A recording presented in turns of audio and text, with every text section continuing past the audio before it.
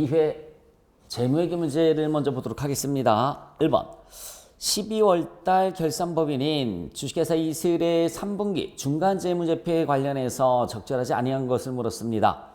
재무상태표는 당 회계연도 9월 30일 기준으로 작성을 해줘야 되겠죠. 여러분들 1분기가 1월 1일부터 3월 31일, 2분기가 4월 1일부터 6월 30일, 3분기는 7월 1일부터 9월 30일까지잖아요. 그러니까 9월 30일 기준으로 작성을 해주고 직전 연도 12월 말과 비교를 해주는 거 맞습니다. 손익계산서는 중간기간이라고 합니다. 7월 1일부터 9월 31일 중간기간이라고 하고요. 누적 중간기간은 1월 1일부터 9월 30일까지를 누적 중간기간이라고 해서 중간기간과 누적 중간기간을 전년도와 비교를 해주시면 돼요. 현금흐름표와 자본변동표는 누적 중간기간만 비교를 해줍니다. 중간기간은 비교를 해주지 않죠. 3번이 틀렸습니다. 중간재무제표는 재무상태표, 손익계산서, 자본변동표, 현금흐름표, 주석으로 구성된다. 1번에 틀린 것은 3번이 답이 되겠습니다. 자, 2번 문제를 한번 볼까요? 오류 수정에 대한 설명이다. 옳지 않은 것을 물었어요. 오류 수정이란 전기 또는 그 이전 재무제표에서 발생한 오류를 단기에 수정해서 발견하는 것, 단기에 수정하는 것을 오류 수정이라는 표현을 쓰고요. 재고자산 평가 방법을 선의선출법에서 후의선출법으로 변경하는 것은 정책의 변경입니다. 오류 수정하고는 틀린 거죠.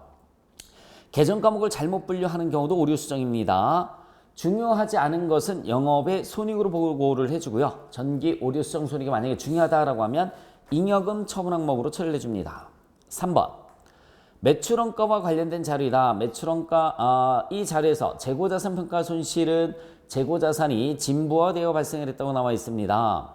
손익계산서상 비용은 얼마로 보고되어야 되는가 라고 물었어요. 기초재고에서 기초재고 플러스 순매입액 마이너스 기말재고는 매출원가가 나오죠. 여기에 대입을 해주시면 돼요. 매출원가가 비용에 속하는 겁니다.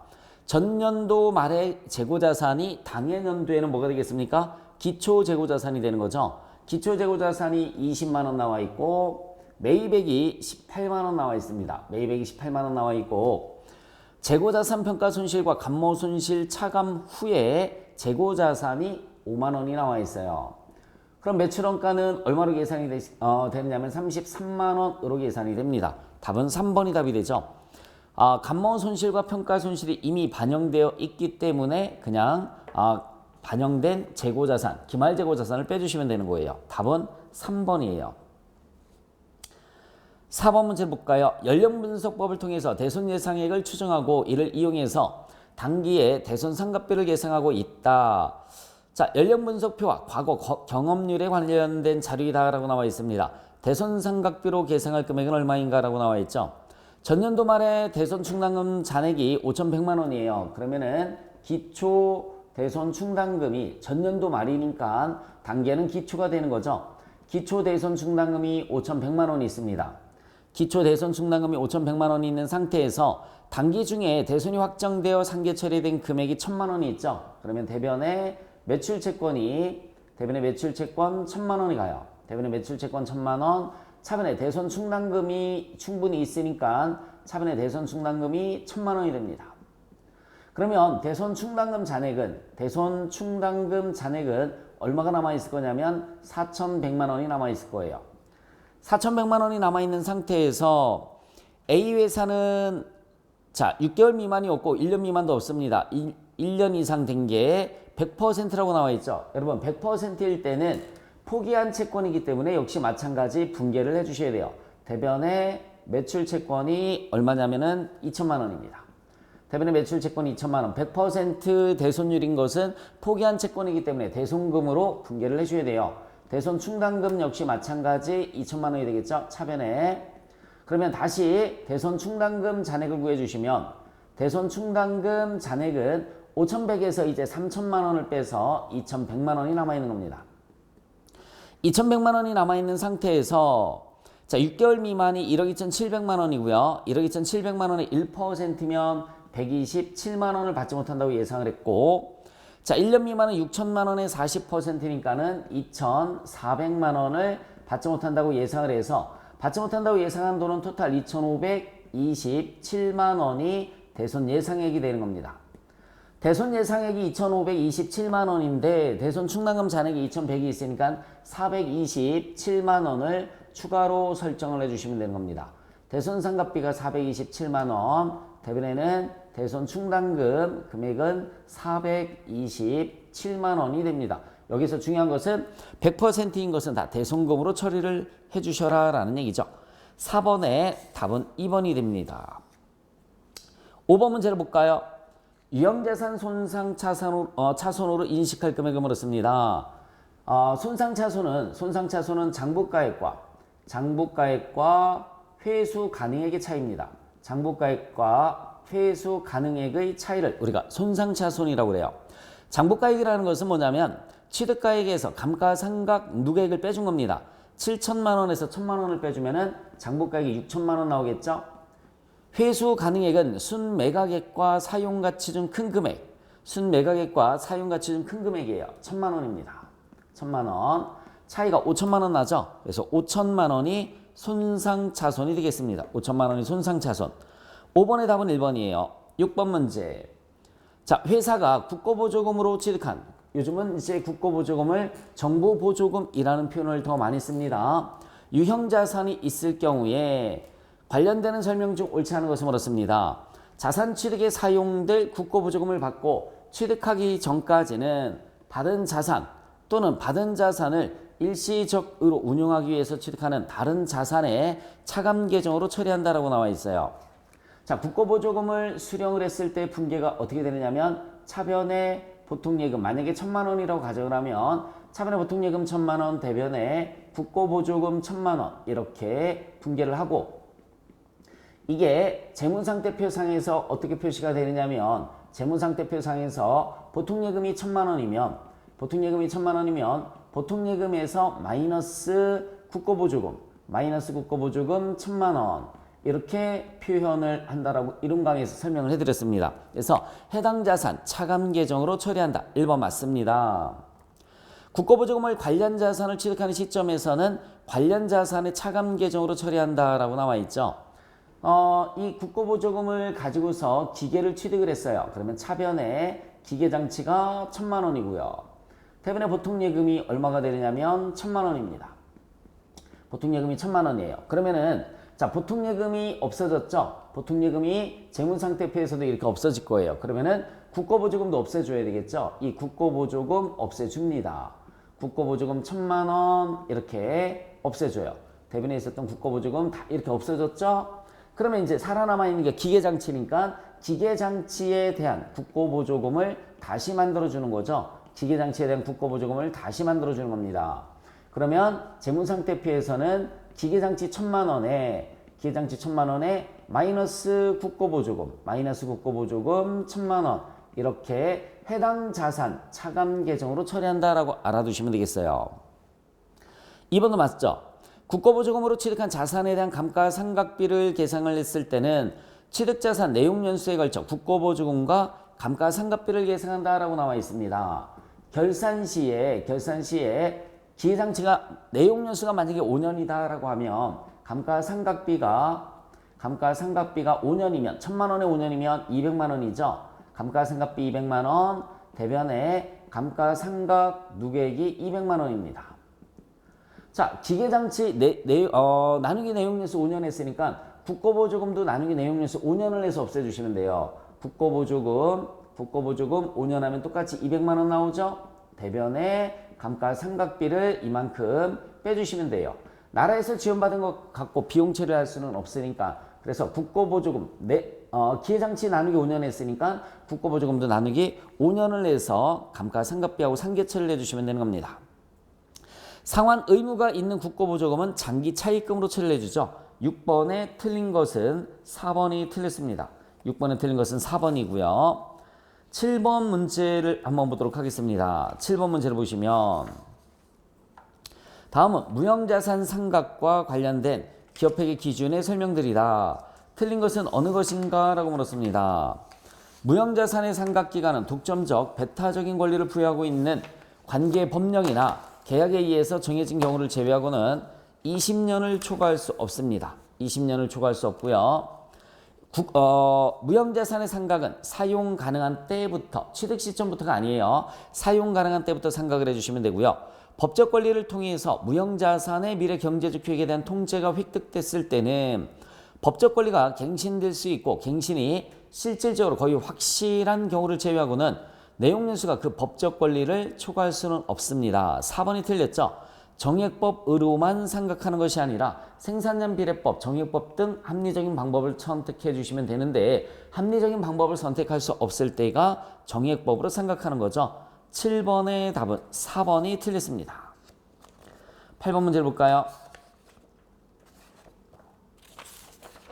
자, 틀리게 설명하고 있는 것은 뭐였어요? 재무상태표일 현재 존재는 하지 않았으나 재무상태표일 이후에 발생한 증거를 제공하는 사건으로서 중요한 경우에는 수정을 요하는 사건이다. 1번의 문장이 언뜻 보면 맞는 문장 같은데 뭐가 틀렸을까요? 재무상태표일 현재 존재하였으나 이렇게 나왔었어야지 맞는 문장이죠. 존재하였으나. 다시 한번 말씀드릴게요. 재무상태표일 현재 존재하였으나, 자, 우리 사업연도가 1월 1일부터 12월 31일이에요. 자, 12월 31일 재무상태표가 작성이 되는 기준일이기 때문에 재무상태표일, 또 다른 말로 보고기간 종료일이라는 말을 쓰는 거죠. 법인세는 3월 31일까지 납부한다고 그랬고요. 일반적으로 2월경에 결산이 마치게 되는데 이 기간 중 재무상태표일 현재 존재해 있어야 되고요. 결산이 확정된 이 기간 중에 수정을 요하는 사건이 발생을 했을 때 수정을 해줘야 되는 겁니다. 틀린 것은 1번이죠. 8번의 답은 1번. 재무상태표일 후에 이사회에서 승인한 배당금은 부채로 인식을 하지 않습니다. 12월 30일 재무제표에 인식하지 않는다는 얘기예요. 재무제표가 사실상 확정된 날은 정기주주총회 제출용 재무제표가 이사회에서 최종 승인된 날을 말한다.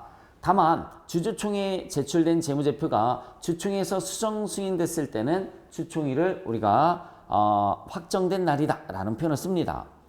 재무상태표일 발생 사건이란 재무제표 작성 기준일과 일반적으로 12월 31일과 재무제표가 사실상 확정된 날, 일반적으로 2월 말이나 3월 초쯤 됩니다. 발생한 사건을 말하는 거고요. 9번부터 10번 문제를 보시면은 유통보통 주식수를 물었습니다. 유통보통 주식수 1월 1일부터 유통되고 있는 게 몇 주인가나 볼까요? 일단은 물음 전체는 주당 순이익을 묻는 거니까 보통주 단기 순이익, 보통주 단기 순이익이죠. 보통주 단기 순이익 나누기 뭐를 해주시면 되느냐면 유통되고 있는 보통 주식수를 해주시면 보통주 단기 순이익이 나와요. 보통주 단기 순이익이 계산이 됩니다. 그러면 이 보통주 단기 순이익이 아니라 주당 순이익이죠. 주당 순이익이 계산이 되는 거예요. 주당 순이익. 자, 보통주 단기 순이익은 단기 순이익이 5억 1,500만 원 나와 있어요. 5억 1,500만 원에서 우선주 배당금을 빼주시면 됩니다. 3천만 원을 빼주시면 되겠죠. 3천만 원을 빼주시면 4억 8,500만 원이 보통주 단기 순이익이 되는 거고요. 나누기 유통보통 주식수는 1월 1일부터, 자, 1월 1일부터 유통되고 있는 게 몇 주가 있어요?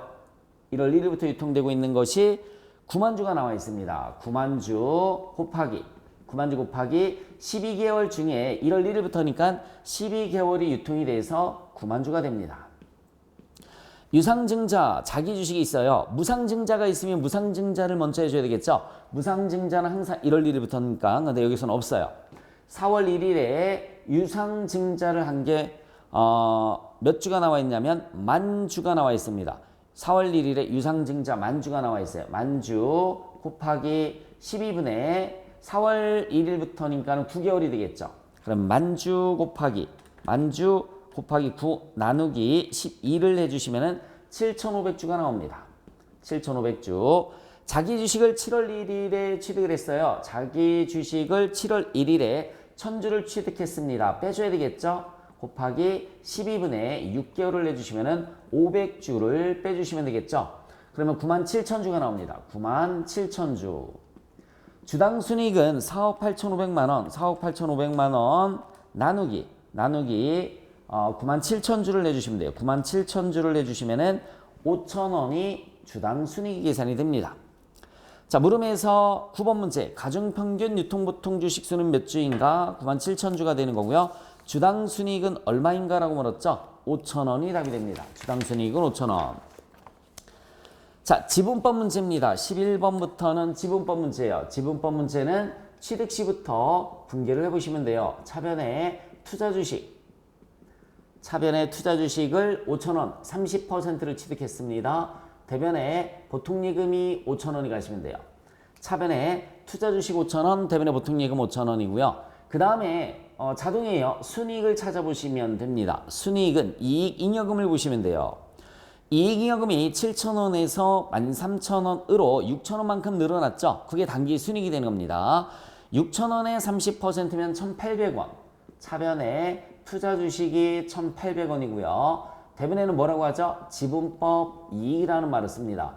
지분법 이익이 1,800원이고 자, 세 번째는 무조건 배당금을 또 찾아보시면 되는데 배당금은 없어요. 이익여금 처분이 없다고 나와 있잖아요. 문제에서 이익여금 처분이 없으니까는 배당금은 없습니다. 자, 영업권은 우리 재경관리사에서는 상각하지 않으니까 신경 쓸 게 없습니다. 11번 단기 순이익에 반영되는 금액은 얼마인가? 지분법 이익 1,800원이 답이 되는 거고요. 투자 주식 금액은 두 개 더해주시면 6,800원이 됩니다. 자본잉여금도 변동이 없죠. 자본금도 변동이 없으니까 아무것도 따질 게 없어요. 배당금도 없고요. 그리고 우리 재경관리사 시험 문제에서는 영업권은 상각하지 않는다라고 했으니까 신경 쓰실 필요가 없습니다. 답은 6,800원 1번이 답이었습니다. 6,800원 1번이 답이었어요. S전자는 1월 1일에 기술 이사인 S전자는 1월 1일에 기술 이사인 황 박사에게 다음과 같은 조건에 차액 보상형 주식 매입 선택권 3만 개를 부여하였다라고 나와 있습니다. 밑줄 쳐보세요. 차액 보상형의 밑줄 치시고요. 현금으로 보상을 해준다는 얘기입니다. 현금 결제형이에요. 현금 결제형은 보고 기간 말 공정가치로 계산을 해줍니다. 현금 결제형은 보고 기간 말에 공정가치로 계산을 해줘요. 공정가치로 계산을 해주시면 되는 겁니다. 손익계산서에 계상할 주식보상 비용은 얼마인가? 라고 물었습니다. 1차 년도 때는 자 볼까요? 몇 개를 부여를 했습니까? 여러분들 3만 개를 부여를 했다고 나와 있죠. 3만 개를 부여를 했어요. 3만 개. 보고 기간 말 1차 년도 말에 공정가액이 얼마라고 나와 있습니까? 14만 원 나와 있죠. 14만 원 나와 있고요.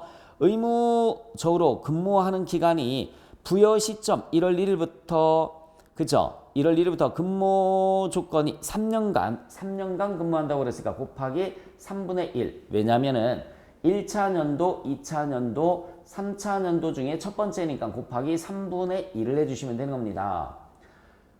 그럼 얼마 나올까요? 그러면은 14만 원 곱하기 만을 해주시면 되는 거죠. 약분해서 그러면은 14억 원이 나오죠. 14억 원이 주식 보상 비용이 되는 거죠. 두 번째 2차 년도에는 3만 개 곱하기 16만 원이에요. 16만 원 곱하기 3분의 1을 해주시면 되고요. 왜? 두 번째 년도니까 앞에서 인식한 14억 원을 빼주시면 돼요. 앞에서 인식한 14억 원을 빼주시면 됩니다. 그러면 16억 원에서 곱하기 1을 해주시고 마이너스 14억 원을 빼주시면은 18억 원. 답은 4번이 나오겠네요. 18억 원이 계산이 됩니다. 자, 현금 결제형 다시 한번 말씀드릴게요. 현금 결제형은 보고 기간 말에 공정가치로, 주식 결제형은 부여일의 공정가치로 계산을 해주는 거고요. 부여일 현재 공정가치, 현금 결제형은 보고 기간 말에 공정가치로 계산을 해주시면 되죠. 3만 개 곱하기 1차 년도에는 14만 원이니까 곱하기 3분의 1을 해서 14억 원 나왔고요. 2차 년도에는 3만 개 곱하기 공정가치가 16만 원이고요. 두 번째 년도니까 3분의 1을 해주시면 돼요. 세 번째 거 나와 있으면 곱하기 3분의 3이 되는 겁니다. 앞에서 인식한 걸 빼주시면 답이 되는 거죠.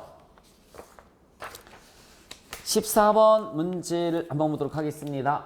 영업활동에 관련된 자료이다. 당기순이익이 나와 있고요. 매출 채권의 감소, 매입 채무의 증가, 감가상각비, 미지급 비용의 감소 모두 영업활동이네요.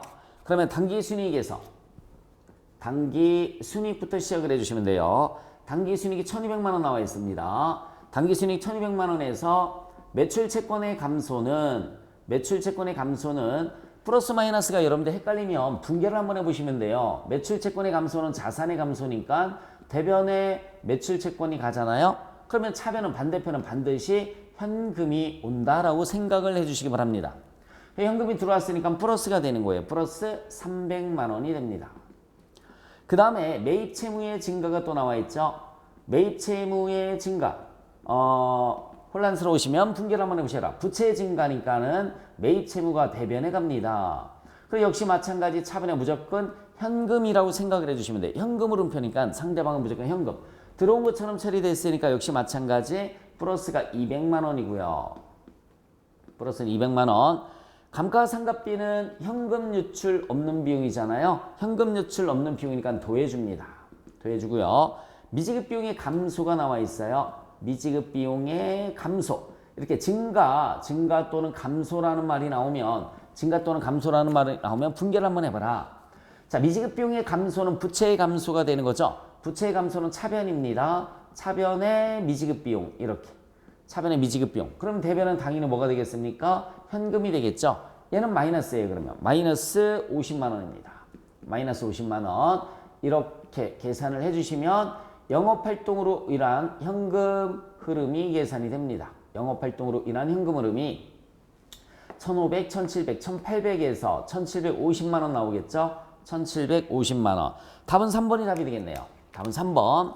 다시 한번 표현할게요. 증가 감소라는 말이 나오면 반드시 분개를 한번 해보시는 게 편하다라는 얘기죠. 15번 문제를 보겠습니다. 리스에 관한 설명이 다 옳지 않은 것을 물었어요. 리스 이용자가 리스 기간 종료 시 그 이전에 자산의 소유권을 획득할 것이 확실시된다면 리스 기간에 걸쳐 감가상각을 한다라고 나와 있는데 자산의 소유권을 획득할 것이 확실시된다면 이거는 금융리스예요. 금융리스인 경우에는 일반적으로 리스 기간이 아니라 내용연수, 내 거니까는 그냥 자산 내용연수에 걸쳐서 감가상각을 해주시면 되는 겁니다. 다시 한번 말씀드릴게요. 내가 기계장치를 차량운반구를 하나 리스를 했는데 소유권 이전이 나한테 넘어올 게 확실합니다. 근데 리스 기간은 4년이고요. 내용연수는 5년입니다. 자, 다시 한번요. 리스 기간, 자동차의 리스 기간이 4년이고요. 원래 자동차의 내용연수는 5년이란 말이에요. 그래서 4년만 타고 반납하는 것이 아니라 4년 탄 다음에도 소유권을 획득해서 내가 계속 타고 다닐 거죠. 리스 기간 끝난 다음에도 계속 내가 소유하고 있는 거니까 내용연수 기간 5년에 걸쳐서 감가상각을 해주시면 되는 겁니다. 1번이 틀렸어요.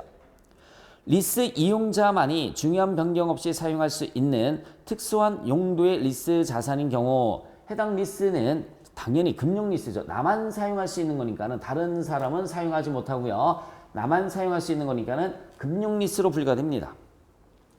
토지에 대한 리스 시 리스 기간 종료 이전 또는 그 이전에 리스 이용자에게 토지 소유권이 이전이 기재되지 않는다면 이전되면 금융리스고요. 그렇지 않으면 운용리스로 분류하는 거 맞습니다.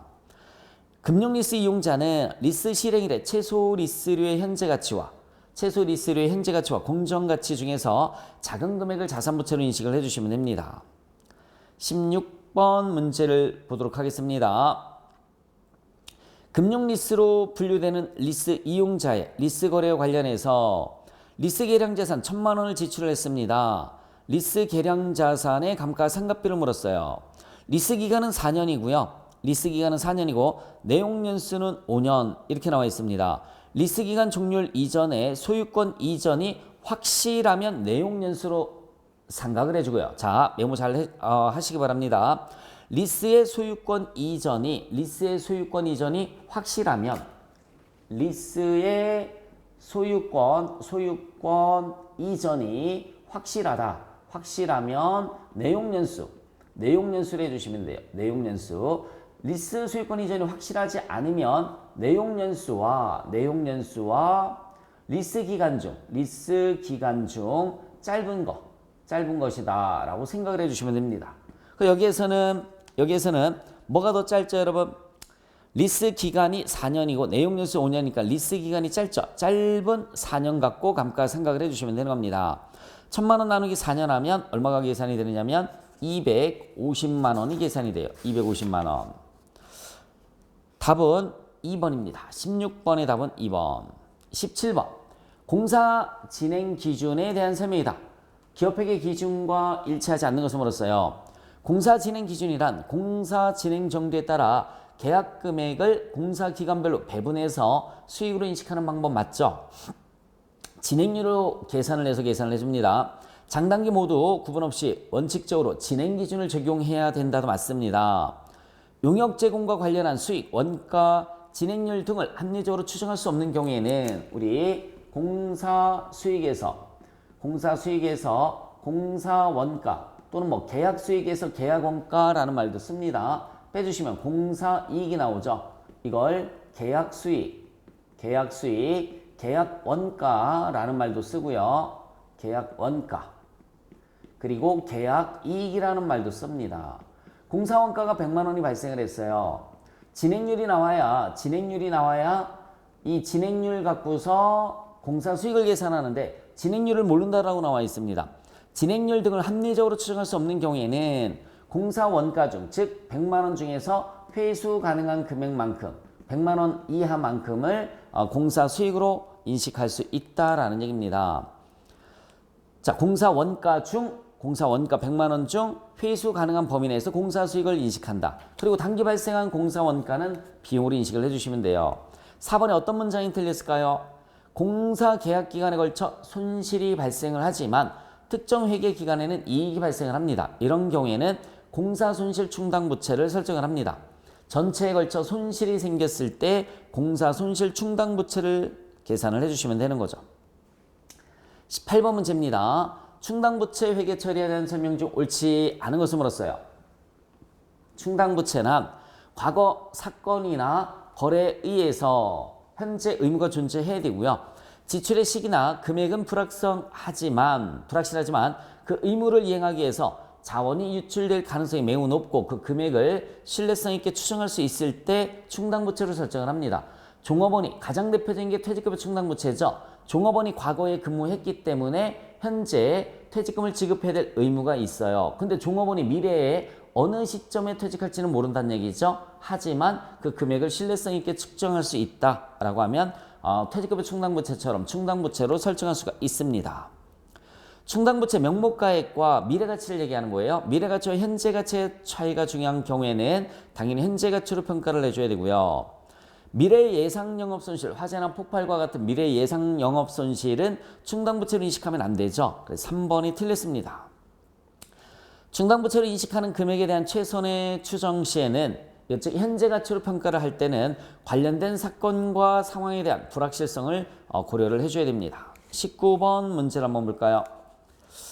4월 1일에 발행을 했습니다. 4월 1일에 발행을 했고 1년 뒤 4월 1일에 상환을 했어요. 그러면 지난 강의에서도 설명을 해드렸었는데 무조건 1월 1일로 봐서 계산을 한번 해보시기 바랍니다.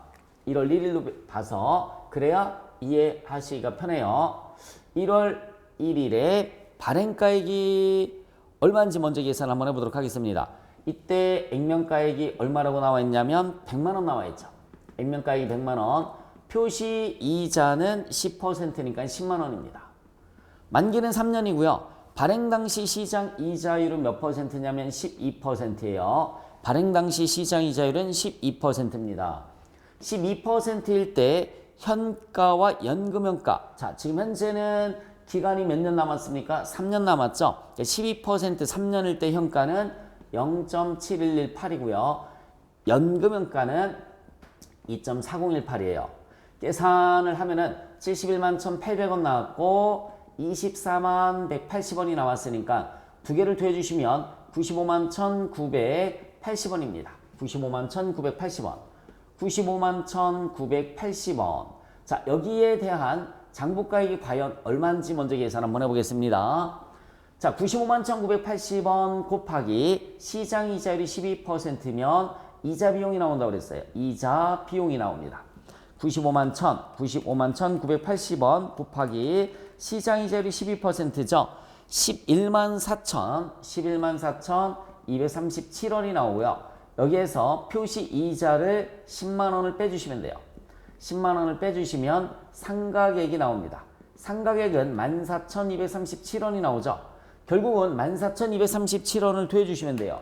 95만 1,980원에다가 14,237원을 더해주시면 966217은 우리가 장부가액이다라는 말을 써요. 장부가액. 장부가액이란 말 쓰는 겁니다. 이거를 얼마에 갚았다고 나와 있습니까? 84만 7,180원에 상환을 냈어요. 상환. 이때 시장 이자율은 20%입니다. 다행히도 이 금액을 계산하는 게 아니라 주어졌죠. 지난 강에서 시장 이자율이 상승하면 사채 상환 이익이 나온다고 그랬단 말이에요. 사채 상환 이익. 답은 2번이나 4번 둘 중에 하나고요. 어쨌든 빼주시면 됩니다. 847180을 빼주시면은 자 11만 9,037원이 이익이 되는 거죠. 11만 9,037원. 예, 이익이 됩니다. 2번이 답이 되는 거죠. 끝수 정리했기 때문에 11만 9,030원. 예, 끝수 정리해 주시면 2번이 답이 되는 거죠. 19번의 답은 2번이었습니다. 19번의 답은 2번. 20번 문제를 한번 볼까요? 재고자산과 관련해서 다음 중 설명이 틀린 것을 물었습니다. 재고자산의 매입 원가는 매입가액의 매입 운임, 하역료 및 보험료 등 취득 과정에서 정상적으로 발생한 부대 비용을 가산한 금액으로 한다. 맞죠? 성격이 서로 틀린 재고자산을 일괄 구입했을 때는 공정가액 비율에 비례해서 안분 계산을 해주시면 되는 거고요. 제조원가는 직접 재료비, 직접 노비, 제조와 관련된 변동비, 고정제조간접비를 포함한다도 맞습니다. 단위당 고정제조간접비 배부액은 통상적인 조업도보다 높은 조업도로 인해서 감소돼서는 아니 된다. 자, 여러분 이거는 원가회계 문제인데 원가회계를 아직 안 들었으면은 일단 틀리다라고만 알아두시면 되고요. 원가회계에서 제가 이렇게 설명을 해드려요. 고정비는 생산량을 다른 말로 조업도라는 말을 써요. 생산량이 증가해도 원가총액은 일정합니다. 원가총액은 일정하고요. 단위당 고정비는 감소합니다. 단위당 고정비는 감소합니다. 4번이 틀린 거예요. 4번이 틀렸습니다. 고정비의 특징은 생산량이 증가하면 원가는 일정하고 단위당 고정비는 감소한다. 그냥 간단하게 개념만 제가 설명을 해드리면 고정비는 가만히 있어도 돈 나가는 게 고정비란 말이에요. 가장 대표적인 게 임차료. 임차료는 손님이 있든 없든 똑같이 돈이 나가잖아요. 그래서 자 만약에 우리 학원이라고 생각을 한번 해볼게요. 학생 수가 있어요. 학생 수가 있고요. 그 다음에 임차료가 있습니다. 집세가 있고요. 그 다음에 수강료가 있습니다. 수강료. 임차료는 100만 원이에요. 학생이 10명일 때도 임차료는 100만 원이죠. 그러면 수강료는 얼마를 받으면 될까요? 10만 원을 받으면 딱 임차료만큼 받을 수 있는 거잖아요. 자, 다시 한번 말씀드릴게요. 학원을 예를 들었을 때 임차료가 고정비예요. 임차료가 100만 원이면 나는 임차료를 벌려고 하면 학생을 10명을 만약에 모집을 했다. 그러면은 학생 한 명당 수강료는 10만 원이 나옵니다. 만약에 학생을 20명 모집을 했어요. 그래도 임차료는 100만 원이 되는 거죠. 그럼 수강료 단가를 더 낮춰서 5만 원이 되는 거죠. 그래서 우리 학원에 학생이 많다라고 하면 경쟁하는 학원에 비해서 수강료를 낮출 수 있는 거죠. 학생 수가 늘어나도 임차료는 변동이 없어요. 그런데 수강료 단가는 낮아지잖아요. 네, 그래서 만약에 우리 학생이 정말 많으면은 다른 학원이랑 경쟁을 했을 때 수강료를 과감하게 내려도 상관이 없다라는 얘기죠. 생산량이 증가하면 원가는 변동이 없고 단위당 고정비는 반비례 감소한다는 얘기입니다. 20번에 틀린 것은 4번입니다.